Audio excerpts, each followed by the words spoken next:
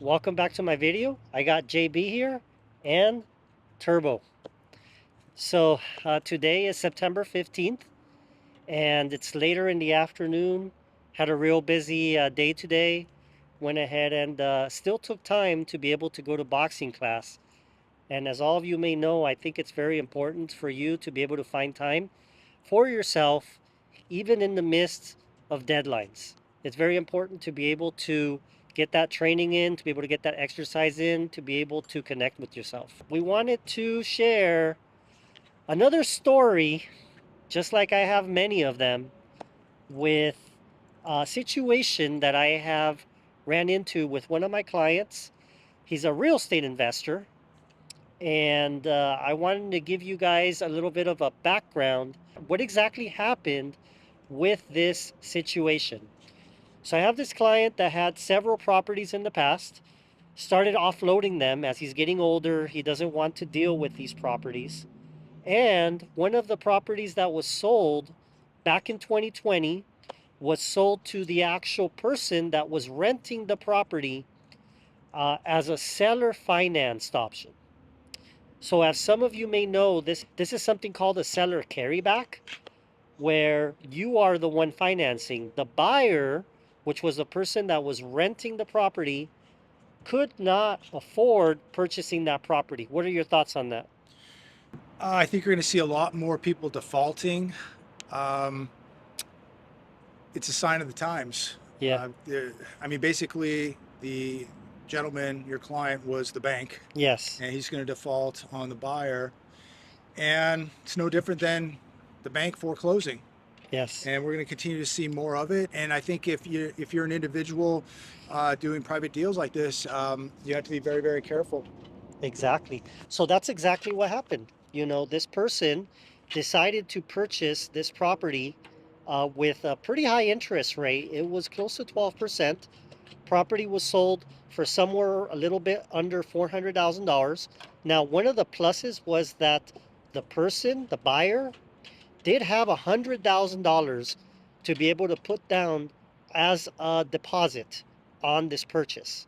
So the remainder was financed. This was back in 2020.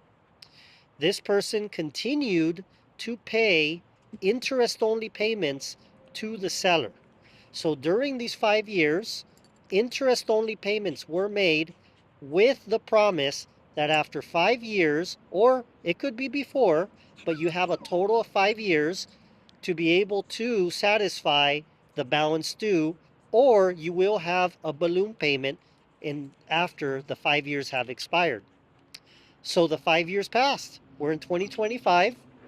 This individual that purchased the property could not secure financing.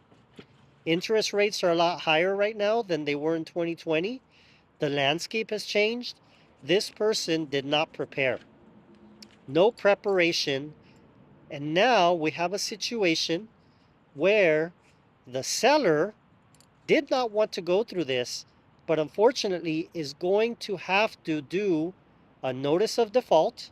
Here in California, I know every situation in different states is different, but here in California, they're going to have to do a notice of default. Somewhere around 90 days later, going to have to do a trustee sale, and then eventually trying to bid that property back. And if that's not a possibility, if someone outbids them, eventually what's going to end up happening is we're going to have a situation where the property will be sold off. Either that, or the seller will recover it and then probably end up putting it back on the market and do a traditional sale at that point. So this is another example of the struggles that people are having right now, especially people who chew more than they can actually bite. What do you think about that? Uh, it was probably doomed from the beginning. So Yeah. it's basically a subprime buyer. Uh-huh. Um, and people like this probably had no real business in the beginning to even purchase a home. Mm-hmm. And the seller took a chance, and it'll probably work out for him because you got a pretty big, 20% deposit. 100,000. Yeah. And so he got paid interest only for 5 years. Yeah. So he'll win out. He'll And, win and out. the buyer is going to lose. Yeah, $100,000 cannot be recovered if this property gets foreclosed on, those $100,000 gone. That's property of the seller. He can keep it. Plus the interest he earned. Plus the interest here. So he did very, very well. Yeah. And yeah, he'll probably recoup the property, put it back on the market. And it's just like a repossession of a car, right? Mm-hmm. And you're paying all this interest, Mm-hmm. and a year later, Mm-hmm. they repo the car. They're more than happy to take it back, right? Mm-hmm. So they're going to sell it again. Yeah. So these are things that can happen. A lot of people are very unprepared. And one of the things that I've spoken about in the past on my channel and on JB's channel is that not everybody is cut out to be a homeowner.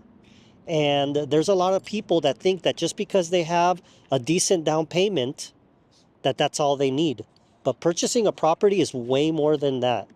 It's about having the discipline and to be able to have the resources to be able to keep up with property. Well, and another thing too, most people get a 30-year mortgage. A lot can happen in 30 years. Mm-hmm. People lose jobs, people get sick. Mm-hmm. You know, a lot of things can happen over 30 years. So Mm-hmm. I don't think people really take that into consideration. HOAs go up, taxes go up, maintenance on the house, insurance, all this transpires over years of owning a property. Mm-hmm. And people just think that it's going to be a honeymoon, and it's not.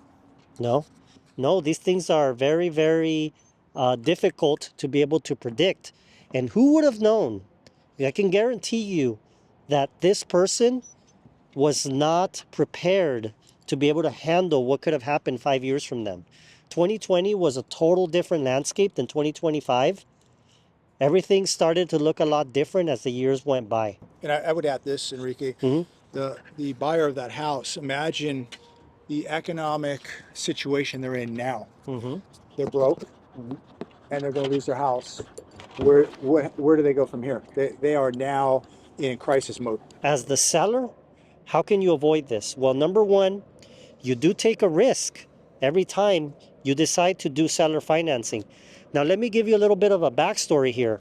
I actually, myself, have been involved in seller financing.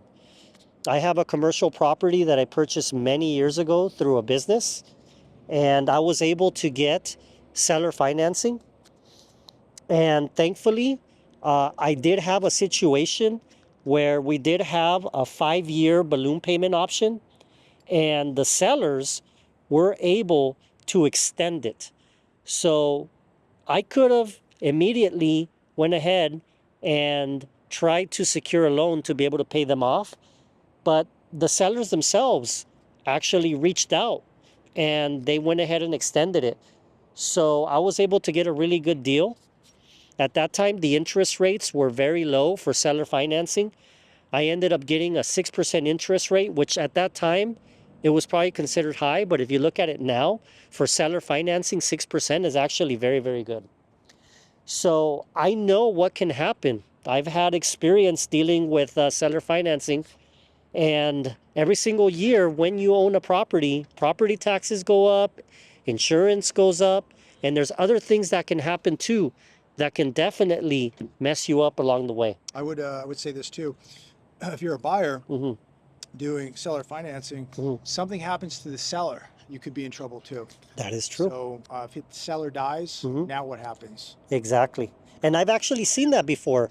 I have had clientele that have actually purchased property from sellers, seller finance. I had a lady not too long ago last year. She had 6 or 7 properties out of state. She passed away suddenly. And all of a sudden, now that became property of the trust. And eventually someone inherited these properties. So the buyers had to actually send payments to the trust instead of that individual, and eventually ended up sending payments to the new owner that inherited these properties. But this is an exception because this doesn't happen. This can get more convoluted. This is just a situation that was actually done correctly. But again, like JB says, sometimes properties, they get stuck in limbo. And so then that makes it very difficult sometimes to be able to keep going and pay off these properties. it can become very, very complicated if something like that does happen. Just be very, very cautious out there. Do you really need seller financing? If you do, I Hmm. mean, obviously different situations, Hmm. but I think you just want to do the most conventional financing possible if you have to do financing at all, Yeah. um, because a lot can happen. So be very, very cautious out there Yeah. because we're seeing just a lot of these, exotic loans, taking place again. And people seem to get very, very desperate to do anything in order to buy a house. Yeah. And if you have to get, into exotic financing and all this stuff, you probably can't afford it to begin with. So maybe take a little time out, let the market play out, Hmm. build up some capital, and just be patient. And I Hmm. think that's probably the safer bet right now. Yeah, I agree with him. The traditional thing is to always try to get something that's fixed. But I have seen these last couple years that there's been lenders that have been willing to put people into situations where you don't know whether it be with balloon payments or with adjustable rate mortgages. They have a lot of different products out there that can be very risky. Mm-hmm. And you could be put in a very bad situation because a lot of these people, they will get you in these loans in the promise of that you will get the property now. You can refi later. You Yes. got, bridge loans, Hmm. adjustable rate mortgages, Hmm. balloon payments, Hmm. all this, crazy stuff. Builders buying down the loans, lower interest rates for the first 3 years, and then, Hmm. then you're on your own. Hmm. So, but I think a lot of people got hoodwinked when real estate agents were telling them a year or two ago, Hmm. just what was it? Buy the house, date the rate. Um, don't worry about it. You can finance later. Yeah. Well, didn't work out too well. Now these people are in a jam. Exactly. That can happen to anyone, even the smarter individuals. I know people that are really smart, they're very well educated, and they still end up falling for a lot of these real estate traps. And this is just another educational video. It's another story of mine that I've ran into that I want to share with you guys. I know not everybody can relate to it, but I know that this message can resonate with a lot of people. And I also want to go ahead and hear of any stories. There's a lot of good comments in some of my videos of people relating to the topics that I talk about. And this is another good topic. That's why I want you to comment down below. If you or anyone has experienced something like this, I know that every single state in the United States has a different way to be able to go through this process. If someone has defaulted on a property on a seller finance mortgage, and the situation can also get tricky if it has to be reported on the income tax returns as well. So these are little things that I want to be able to share with you guys. Comment down below, let me know what you think. And we're going to go ahead and provide you guys more content. I think I have a lot of good different topics that I want to cover with you guys. Is there anything else you want to add? No, just not really.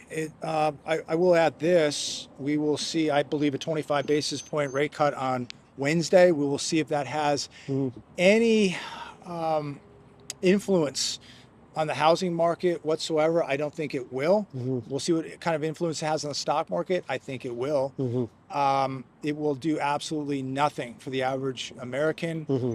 but it will probably juice the markets a little bit. If they go 50, then I think the markets will react negatively. Hmm. Watch gold and silver prices this week and next. I think they're gonna rock and roll. Yeah. Yeah, we're in a very, very weird situation right now, I would say.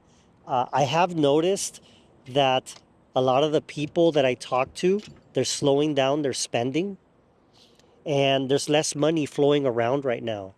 And a lot of people, they're starting to not spend as much money on frivolous things. There's still a small sector of the population that does, but I would say that it's growing. The momentum is growing, and that's gonna allow people to be able to come back to normal. But that also can slow down the economy, and it can have a trickle down effect. with all these businesses, a lot of my clients, they are the ones who depend on people spending. They depend on people spending money. So, but we're gonna go ahead and leave this video here. Thank you for continuing to watch all my videos. And don't forget to subscribe to my channel. Also subscribe to JB's channel. Jeremiah, babe. Yeah, he's has a lot of good content out there. He's getting ready to move soon. And this dog is just getting really, really big. 3.5 months. How much does he weigh? He's probably close to 30, 35 pounds right now. And right now he has him on a raw dog food diet, just like the one we've mentioned in the past. And I think he's very lean. He's very lean. This dog's going great. This dog's doing great. He's doing really good. Yeah, so continue to view my videos, and we'll see you guys in the next one. Take care.